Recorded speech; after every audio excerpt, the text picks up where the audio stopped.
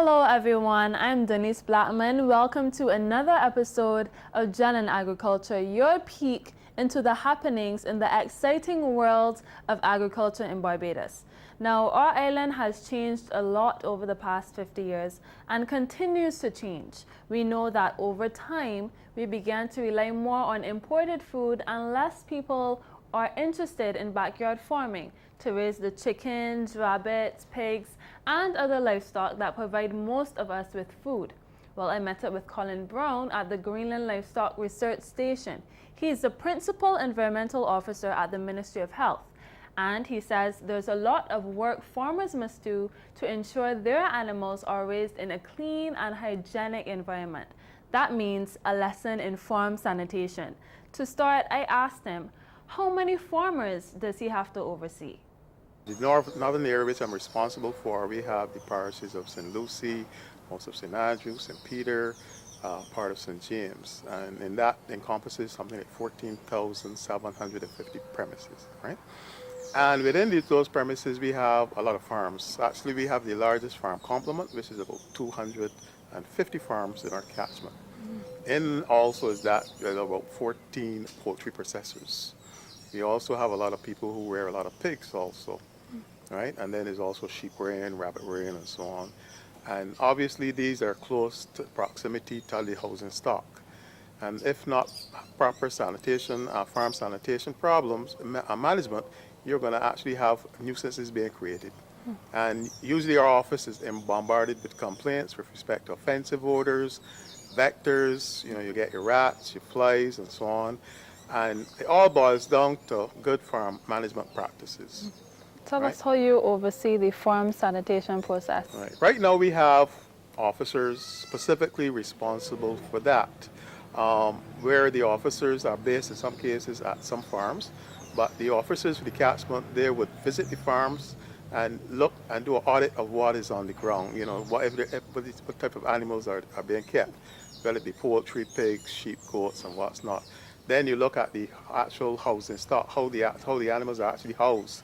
Because if you have an improper construction, then you're going to get problems as far as rain intrusion and what's not.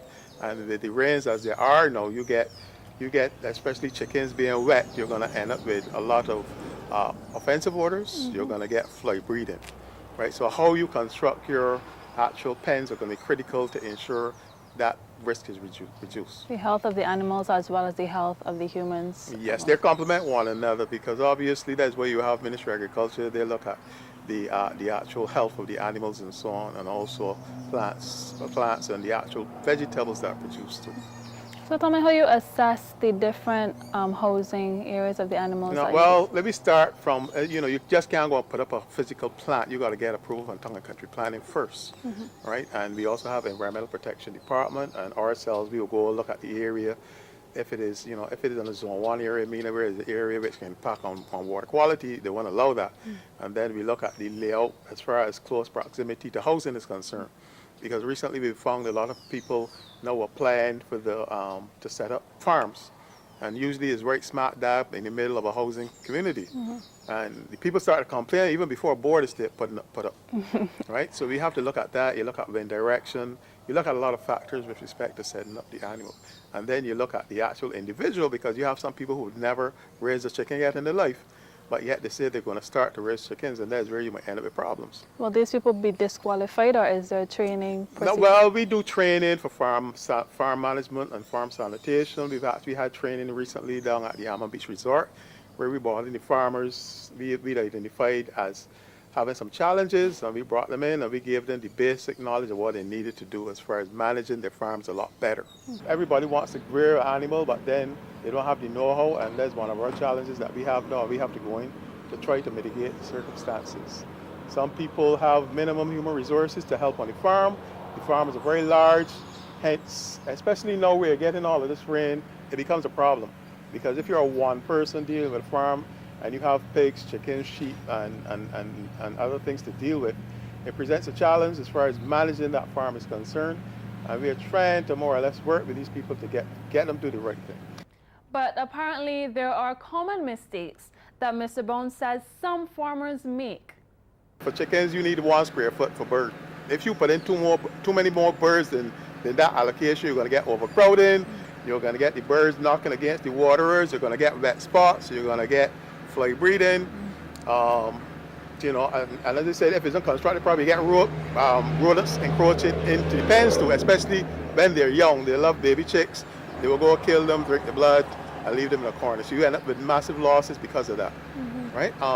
The other thing too is storage of feed, where you have your rooms rodent-proof and sealed to prevent rodents from getting in. You're going to end up with a lot of losses as far as feed is concerned, right? As you can notice, it's sealed up because obviously you're trying to keep out rodents. So we say it's rodent-proof to eliminate the risk of rodents getting into here. All the feed is elevated off the ground. We recommend 6 inches, but these are elevated almost up to 8 to 12 inches, right? Which is even better. Even if you have a silo, your silo, yes, it stores feed, but then you got to make sure that there's no residue on the ground either, because that also would encourage rodents on the farm, and even fly breeding too, if based on the volume of feed that you have on the ground. The other thing too, you got to make sure that your bedding is always dry, because if it's wet, that impacts on the health of the bird. And then how you're going to get rid of that bedding, because one of the biggest challenges is after you identify a problem, let's say if you have wet bedding, how you discard it. Some people just come and collect it and put it in a ground and leave it there unattended, so you're going to end up with fly breeding and also offensive odors. That's one of the main problems that we get now, where people, after rearing the chickens and they're getting rid of it, they don't get rid of it properly. We recommend that they get it tilled into the soil. That would eliminate the flies' access to it and make it a lot better. Right. If you have dead animals on the farm too, you have to have more or less an opening or a trench where you can bury those chickens, so that it won't impact, you know, as far as fly breeding again and rodent activity also. Okay. And what about the rearing of pigs, which you pointed out was also very popular in Barbados? Rearing of pigs, obviously, you got to again look at the stall construction, how that pen is constructed, how the water flows through into your catch pit, and then how you discard of the solids and the liquids. The liquids are supposed to go into a well. In a lot of cases we find now, especially in the rural areas, people are running it into gullies and so on, which can later impact on water quality, right? And that's a big challenge in trying to more or less get people to do the right thing, right? The solids, obviously, you can bury that. If you have pigs and they don't have diarrhea, you can do a dry pickup, reducing the amount of water that you use. Because the more water you use, that impacts, you know, you have a chemical reaction with those, and you're going to get odor. If you do a dry pickup periodically, you save on water, and at the same time, you minimize the amount of odors and so on that you get on the farm. So basically, everything must be just right to ensure everyone's safety on farms. And even more tips when we come back, right after this break. Before the break, we heard from an expert in farm management and farm sanitation, Colin Brown of the Ministry of Health. He told us about the many things farmers must be aware of when managing their farms and taking care of livestock. Holding areas must be clean and bedding must be dry. Animals must have enough space and waste must be disposed of in the right way so as to not attract unwanted vectors. As you know, vectors and the ones we identify as problems in the farms will be the flies and the rodents. You have roaches also, but those are the two ones. And you know, flies spread disease, especially enteric diseases, because where they come from, they pick up organisms on the body and they will go and land on your food and you ingest it. So you're trying to reduce that. And so obviously, how you have your, as you say, you discard of your waste, you got to ensure it's discarded properly, because they like the moist areas. You will get them breeding in there. And even at your home, sometimes you have organic matter in your garbage can. And you leave it there, you come home in the evening time, you see these things creeping about. You know, that's the larval stage of the fly there already. That's how fast they proliferate, right? So, and they spread disease. So to reduce that, obviously, you have to look at eliminating those areas that can create that. So your waste disposal is critical, and your storage of your feed and things like that. I was to mention also, your surroundings must be free of rubbish heaps and so on, because that is where you can end up having vectors living in also, right? So you're looking at rodent control.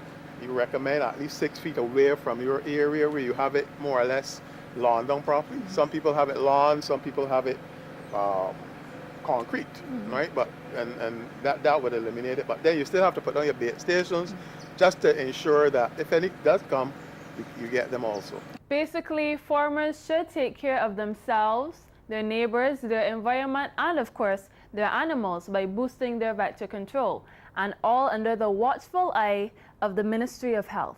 The officer would go to the farm, he does an inspection and identifies any problems that he would find. As you highlighted just now, there's overgrowth of vegetation. Obviously, there's a set of recommendations that you give to that person. You might go and you will see rat burrows, for example. These are holes near to the pens. That's an indication that you have ruminants around. So you're looking to see what else is there. You might find dead birds heaped up in one area. Obviously, that is also a problem. So you need to get those from there and get them buried, right? And then you might even end up with offensive odors. The actual bedding is wet, right? And in some cases, with all this rain we've been having recently, you've been getting rain coming from all different directions and ending up into the pen, right? So therefore, your pen is going to get wet. So you need to get those wet spots out of there and get it discarded properly. And as I said, tilling in the land is a good way of doing that. Just don't leave it on the top of the surface of the land. So give them a list of recommendations of things to change. Things to do, and we give them a timeline also, because you need the timeline in order to get it remedied, because obviously it's impacting on people. And people expect immediate action. But sometimes that is not always possible given the different circumstances that you have, right? So when we get that, we give them the recommendations and we will follow it to make sure that all of them are adhered to. And if by that certain date things have not become satisfactory, what happens? Well, nine times out of 10 they are, but we have other things in our armament that we can do, which is we have the law on the prosecution we can do also. Okay.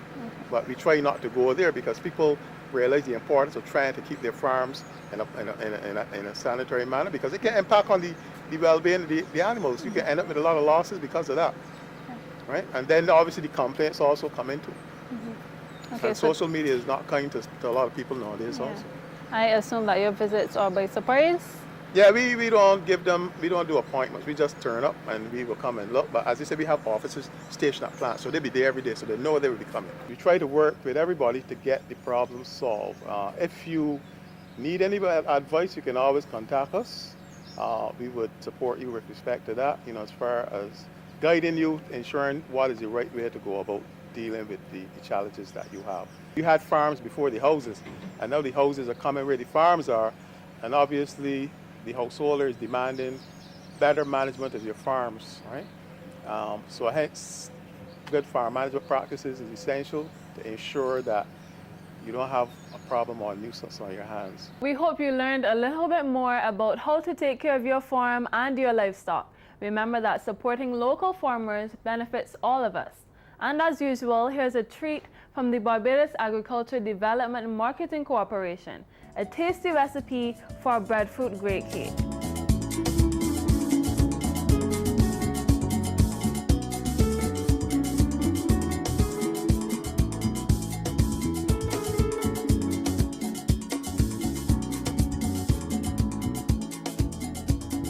A truly delicious recipe. Try it for yourself. Send us some pictures. We want to see what you came up with. Well, that's it for another episode of G.E.L in Agriculture. Thanks for joining us, and I'll see you next week. Grow well, eat well, live well, right here in